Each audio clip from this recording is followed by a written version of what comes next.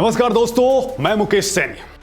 दोस्तों, आपको गलवान घाटी में हुआ भीषण संघर्ष याद होगा जब चीन के चिकन हार्ट सैनिकों ने भारतीय इलाके में घुसपैठ करने की जरूरत की थी। ये वो घटना थी जिसने 1962 के बाद पहली बार भारत और चीन के रिश्तों को बड़े लेवल पर एक बार फिर से तोड़ने वाला काम किया था। इस घटना के बाद भारत ने चीन को पाकिस्तान की तरह मजा चखाने का संकल्प लिया। हालांकि इसके बाद भी चीन नहीं सुधरा है। वो कभी सिक्किम तो कभी उत्तराखंड के बाराहोती तो कभी अरुणाचल प्रदेश के तवांग में घुसने की नाकाम कोशिशें करता है, लेकिन हर मौके पर मजबूत और चौकस भारतीय सेना चीन के इन सारे षड्यंत्रों का जवाब दे रही है। और दोस्तों, जब से यह घटना हुई है तब से भारत ने चीन पर एक ऐसा वार किया जिसने चीन की जड़ें हिला दी।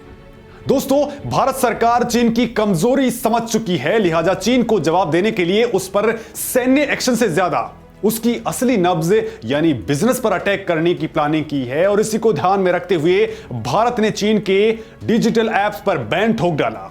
दोस्तों, आज की डेट में चीन की असली ताकत उसकी आर्मी नहीं है, बल्कि उसकी डिजिटल आर्मी है जो तरह तरह के ऐप्स के जरिए दुनिया पर हुकूमत का सपना देख रही है।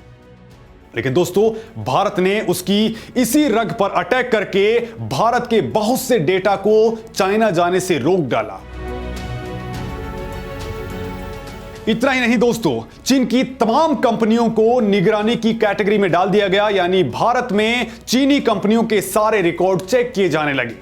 आप हैरान रह जाएंगे कि उसकी मोबाइल बेचने वाली कंपनियां जैसे ओप्पो, शाओमी और वन प्लस पर कार्रवाई हुई तो हजारों करोड़ के घपले सामने आ चुके हैं। इससे चीनी सरकार को जबरदस्त झटका लगा है और अब चीन ने एक बार फिर से तवांग में घुसपैठ करने की हिमाकत की है। हालांकि इस घुसपैठ में भी भारत ने उन्हें लातें मारी हैं। लेकिन दोस्तों, भारतीय सेना के बाद अब मोदी सरकार चीन की इस हरकत पर सख्त एक्शन लेने वाली है और इसकी आहट भर से ही चीन की हालत खराब है, क्योंकि दोस्तों ये मार बहुत गहरी पड़ने वाली है। भारत में नहीं रहेंगे चीनी सामान, भारत की जबरदस्त योजना। भारत से साफ होंगे चीनी ऐप्स, चीनी सामान पर चलेगा हंटर। चीन पर एक बार फिर से बैन ठोकने की तैयारी में भारत। दोस्तों, भारत से चीनी सामानों को एक एक करके आउट करने के लिए केंद्र सरकार ने एक जबरदस्त योजना तैयार की है, जिससे चुन चुन कर चीनी उत्पादों का प्रभाव और उनकी उपस्थिति भारतीय अर्थव्यवस्था में से समाप्त हो जाएगी। यानी भारतीय बाजार में चीन की दादागिरी खत्म होने वाली है और उसके दिन अब गिने चुने ही बचे हैं। अब इसको लेकर भारत क्या कुछ करने वाला है वो जान लीजिए। दरअसल दोस्तों, हाल ही में department of promotion of industry and internal trade यानी DPIIT ने एक महत्वपूर्ण निर्णय में कई उत्पादों के लिए ड्राफ्ट कंट्रोल ऑर्डर जारी किए हैं। एक रिपोर्ट के मुताबिक ये उत्पाद अब से भारतीय मानकों के अनुसार निर्मित किए जाएंगे और इनकी क्वालिटी चेक पर विशेष फोकस किया जाएगा। इसमें दोस्तों चीनी प्रोडक्ट भी शामिल हैं। ये सारे order pump, door fittings, electric उत्पाद, एयर कूलर्स, साइकिलें और कुकवेयर यानी खाना बनाने के सामानों पर यह अधिनियम 15 जनवरी के बाद से लागू होंगे। तो इसका क्या मतलब है, इससे हमें क्या मतलब और चीन एवं उसके उत्पादों को इससे क्या हानि होने वाली है। तो दोस्तों, भारत के इस बड़े फैसले से एक तीर से कई निशाने साधे गए हैं। पहला तो यह है कि इस निर्णय के चलते अब घरेलू उत्पादों को एक विशेष बूस्ट मिलेगा, यानी मेक इन इंडिया जैसी जो योजना है उसको अत्यधिक लाभ पहुंचेगा। दूसरा, इस योजना से उन उत्पादों के उत्पादन और बिक्री पर रोक लगेगी जो न केवल अधिनियम के अनुरूप निर्मित होंगे और न ही BIS का ठप्पा उन पर लगा होगा। अब इससे जो चीनी कंपनियां हैं वो बर्बाद होने वाली हैं, क्योंकि भारत की इन नियमों को चीन कभी नहीं मानने वाला है। नियमों के अंतर्गत व्यापार करना चीन ने कभी सीखा ही नहीं है। चीन कई सालों से दोयम दर्जे के उत्पाद दूसरे देशों को भेजने के लिए बदनाम है, जिनमें ना तो मानक का कोई ध्यान रखा जाता है और ना ही उत्पाद की गुणवत्ता पर कोई फोकस होता है। इसके अलावा दोस्तों, पहले गलवान और बाद में तवांग में चीनी सैनिकों के दुस्साहस के बाद अब चीन और उसके उत्पादों के प्रति जबरदस्त आक्रोश का माहौल है।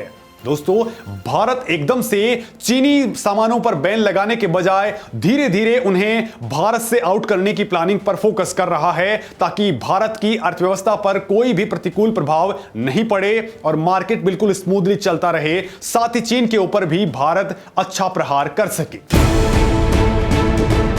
भारत ने पहले भी किया था चीन को मजबूर। सिर्फ 3 साल में भारत ने बदल दिया सब कुछ। दोस्तों, आप सोच रहे होंगे कि भारत ने यह सब कैसे किया। तो दोस्तों, इसकी नींव भारत ने काफी समय पहले ही डाल दी थी, जब खिलौनों के उत्पादन में इन्हीं मानकों को लागू कराया था। कई लोग इस बात से अभी भी शायद अपरिचित हैं कि खिलौनों के उत्पादन में एक समय चीन का एकाधिकार हुआ करता था और भारत भी इससे अछूता नहीं था।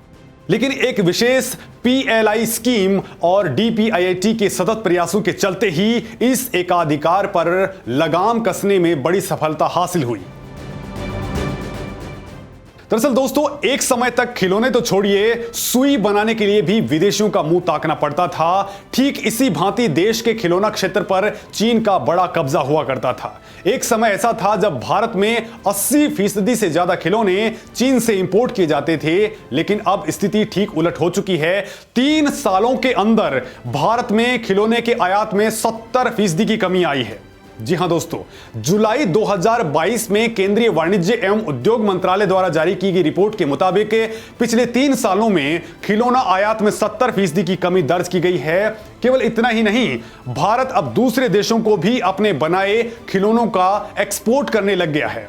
मिनिस्ट्री के मुताबिक इन 3 सालों में खिलौने के निर्यात में 61% की ग्रोथ देखने को मिली है। इसके अलावा भारत चीनी इलेक्ट्रॉनिक्स के आयात पर भी नकेल कसने वाला है। अभी दोस्तों, कुछ दिन पहले की एक खबर थी जिसके मुताबिक भारत ने चीन से आयातित इलेक्ट्रिक पंखों और स्मार्ट मीटरों की जांच करने की बात कही थी। वाणिज्य मंत्रालय चीन से आने वाले उत्पादों जैसे इलेक्ट्रिक पंखों और स्मार्ट मीटरों के लिए भी क्वालिटी कंट्रोल ऑर्डर जारी करने की योजना पर काम कर रहा है। इससे यह होता है कि खराब गुणवत्ता होने के चलते चीन का आयात कम हो जाता है और इससे भारत में उत्पादन को बढ़ावा मिलता है और मेक इन इंडिया जैसी अभियान को इससे तगड़ी बूस्ट मिलती है। ऐसे में एक एक करके भारत हर क्षेत्र में चीन के उत्पादों को पूरी तरह से साफ कर देगा और सही मायनों में आत्मनिर्भर बनने की ओर आगे बढ़ चुका होगा। खैर दोस्तों, इस मामले में आप क्या कुछ सोचते हैं? चीन के प्रोडक्ट्स को लेकर के आपके क्या कुछ ख्यालात हैं? क्या हम केवल झालर और बाकी चीजों को हटा करके ही क्या भारत को वर्ल्ड क्लास बना सकते हैं, या फिर भारत को चीन से कंपटीशन करने के लिए बाकायदा एक कॉम्पिटिटिव मार्केट बनाने की जरूरत पे काम करना चाहिए? आप कमेंट लिख करके मुझे जरूर बताएं। साथ ही अगर आप भारतीय हैं तो भारत से बने हुए प्रोडक्ट्स का इस्तेमाल ज्यादा से ज्यादा कर सकते हैं। नमस्कार दोस्तों।